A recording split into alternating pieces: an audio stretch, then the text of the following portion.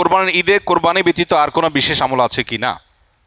এরপরে প্রশ্ন হলো কি পরিমাণ বা কি ধরনের সম্পত্তি থাকলে কোরবানি ওয়াজিব হয়। এরপরে প্রশ্ন হলো পশু কোরবানির ক্ষেত্রে পশুর কি কি দিক আমাদের লক্ষ্য রাখতে হবে। কোরবানি আসলে এক শ্রেণীর মানুষের মায়া কান্না দেখা যায়, তাদের ব্যাপারে আপনার অভিমত কি। কোরবানি আসলে যারা মায়া কান্না করে, অর্থাৎ পশুর প্রতি মায়া দেখায় যে এতগুলো পশুকে একদিনে শেষ করা হচ্ছে, তারা জানেন কিনা যে প্রতি বছর শুধু কোরবানিকে ঘিরে 1,00,000 কোটি টাকার বেশি লেনদেন বাংলাদেশে হয়ে থাকে। এক সময় আজ থেকে 15-20 বছর আগেও আমরা দেখেছি যে ইন্ডিয়ান গরু ছাড়া আমাদের দেশে কোরবানির যে চাহিদা সেটা পূরণ করা যেত না। বাজারে ইন্ডিয়ান গরুতে সয়লাভ থাকতো, কিন্তু এখন আলহামদুলিল্লাহ কোরবানিতে এই যে লক্ষ লক্ষ পশু জবে করা হয়,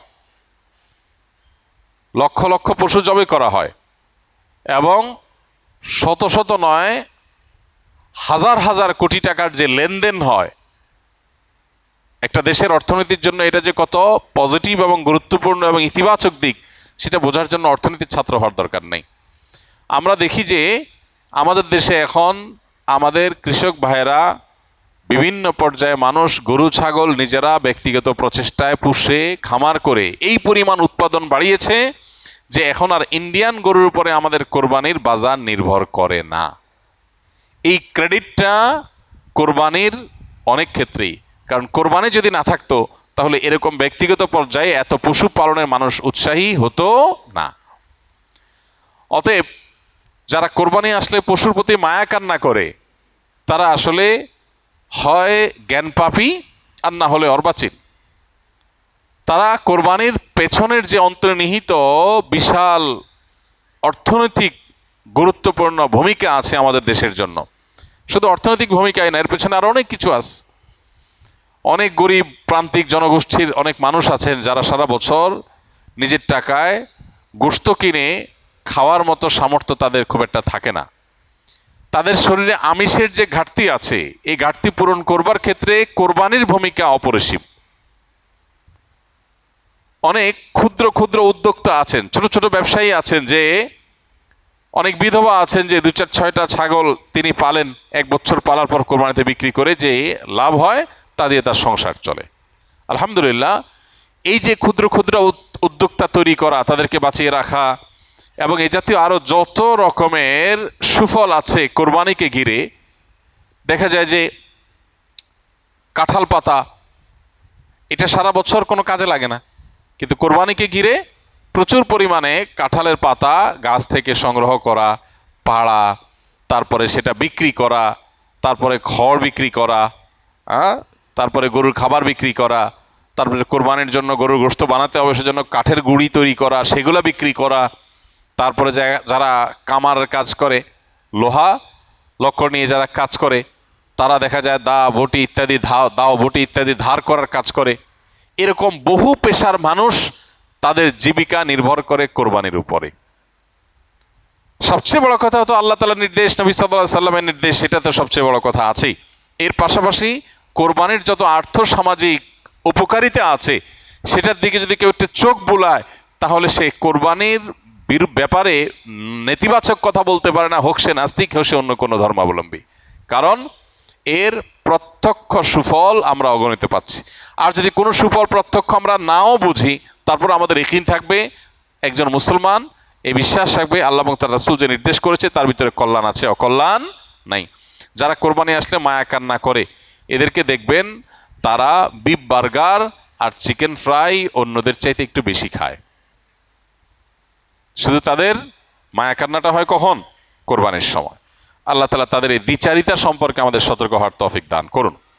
এরপরে প্রশ্ন হলো কি পরিমাণ বা কি ধরনের সম্পত্তি থাকলে কোরবানি ওয়াজিব হয়। উলামা হানাফির মতে কোরবানি ওয়াজিব সচ্ছল মানুষের উপরে। সচ্ছলতার সংজ্ঞা কি?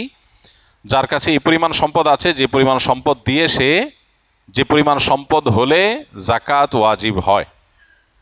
যাকাত ওয়াজিব হয় যে পরিমাণ সম্পদ হলে, 52.5 ভরি রূপা বা তার সমমূল্য, এটা যদি মানুষের কাছে ক্যাশ থাকে, ব্যাংকে থাকে, ব্যবসা মাল আকারে থাকে, জাকাত যোগ্য সম্পদের মালিক যদি কেউ হয়, জাকাত তো আবশ্যক হয় 1 বছর থাকলে, এটা 1 বছর থাকা জরুরি না। ঈদের দিনগুলোতে, কোরবানির দিনগুলোতে যদি এই পরিমাণ টাকা কারো কাছে থাকে, সেটা ক্যাশ থাকুক অথবা ব্যবসা মাল আকারে থাকুক বা অন্য কোনোভাবে যেটা জাকাতযোগ্য হয়, এরকম সম্পদ যদি কারোর কাছে থাকে, তাহলে সেক্ষেত্রে তার উপরে কোরবানি ওয়াজিব। এখন যদি কারোর স্বর্ণ থাকে 10 ভরি, তাহলে 7.5 ভরির বেশি হলে জাকাত আবশ্যক হয়, বিধায় তার উপরে কোরবানিও কি হবে, পড়তে হবে। এরপরে প্রশ্ন হলো, পশু কোরবানির ক্ষেত্রে পশুর কি কি দিক আমাদের লক্ষ্য রাখতে হবে? পশু কোরবানির ক্ষেত্রে লক্ষ্য করতে হবে, প্রথম কোন কোন পশু দিয়ে কোরবানি দেওয়া যায়, সেই পশু দিয়ে কোরবানি করছি কিনা, এটা হলো সবচেয়ে প্রথম যে বিষয়টি লক্ষ্য রাখতে হবে। সাধারণত গরু, ছাগল, ওঁট, দুম্বা, ভেড়া, মহিষ এসব পশু দিয়ে কোরবানি দেওয়া যায়। অতএব কোরবানির পশু যে নির্ধারিত, সেগুলোর মধ্যে কোরবানি হতে হবে, এটা হলো প্রথম লক্ষণীয় বিষয়। দ্বিতীয় লক্ষণীয় বিষয় হলো, আমাদের দেশে সাধারণত আমরা গরু বা ছাগল দিয়ে কোরবানি দেই। ছাগল, ভেড়া, দুম্বা হলে সেক্ষেত্রে বয়স হতে হবে কমপক্ষে 1 বছর, আর গরু বা মহিষ হলে তার বয়স হতে হবে কমপক্ষে 2 বছর। এখন গরু বা ছাগলের মুখের ভেতর আঙ্গুল দিয়ে দাঁত দেখে বোঝা যায় কয়টা দাঁত পড়েছে, তারপরে বছর বয়স বোঝা যায়, এবং এটা অথেন্টিক। অতএব অভিজ্ঞরা যদি হাত দিয়ে দাঁত পড়া দেখে 1 দাঁত 2 দাঁত হয়েছে 2 বছর, 1 দাঁত হয়েছে 1 বছর, এটা দেখে যদি বয়স নিরূপণ করে, তার উপর ভিত্তি করে কোরবানি করা যাবে। কিন্তু খোলাসা কথা হলো, গরু হলো 2 বছর, ছাগল ভেড়া হলে 1 বছর বয়স হতে হবে। এটা হলো দ্বিতীয় লক্ষণীয় বিষয়। কোরবানির পশুর ক্ষেত্রে তৃতীয় লক্ষণীয় বিষয় হলো, পশুটা উল্লেখযোগ্য বা দৃশ্যমান বিশেষ কোনো ত্রুটি থেকে মুক্ত হতে হবে। যেমন এত বেশি আঘাতপ্রাপ্ত হয়েছে যে, এত বেশি দুর্বল হয়েছে যে সে উঠে জবের জায়গা পর্যন্ত যেতে পারে না, একটা চোখে কিছু দেখেই না, একটা কান পুরা নষ্টই হয়ে গেছে, অ্যাক্সিডেন্টে বা কোনোভাবে দুর্ঘটনায় পাও ভেঙে গেছে এমনভাবে যে হাঁটতেই পারে না, তো এরকম যদি হয় তাহলে সেটা কোরবানির জন্য উপযুক্ত নয়। এবং কোরবানির জন্য তৃতীয় লক্ষণীয় বিষয় হলো, এই ধরনের ত্রুটি থেকে মুক্ত থাকবে। এমনি কানের অল্প একটু কাটা আছে, কোথাও একটু সামান্য কাটা গেছে, একটু দুর্বল হয়েছে, এটার কারণে কোরবানির অসুবিধা হবে না। মেজর কোনো অসুবিধা যদি না হয়, তা দিয়ে কোরবানি করা জায়েজ হবে।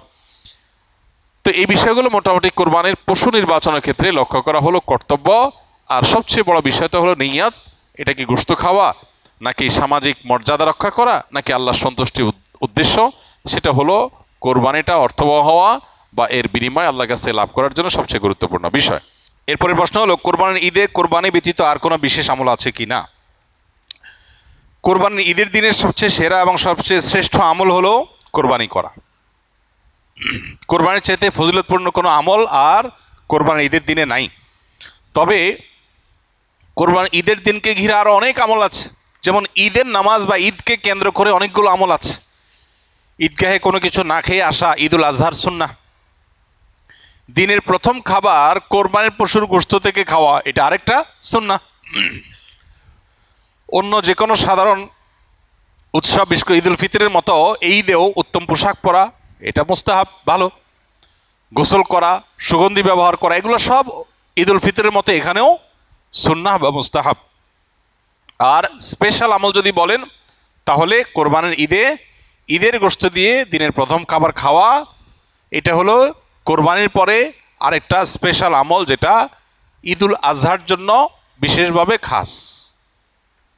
এছাড়া কোরবানির গোশত মানুষকে দান করা, গরিব দুঃখীকে দেওয়া, ফাকুলু মিনহা ওয়া আতিমুল কানিআ ওয়াল মুতাররা, অভাবী মানুষকে দেওয়া, যারা চায় না মানুষের কাছে তাদেরকেও দেওয়া, এটা আরেকটা আমল বলতে পারেন কোরবানির ঈদকে ঘিরে।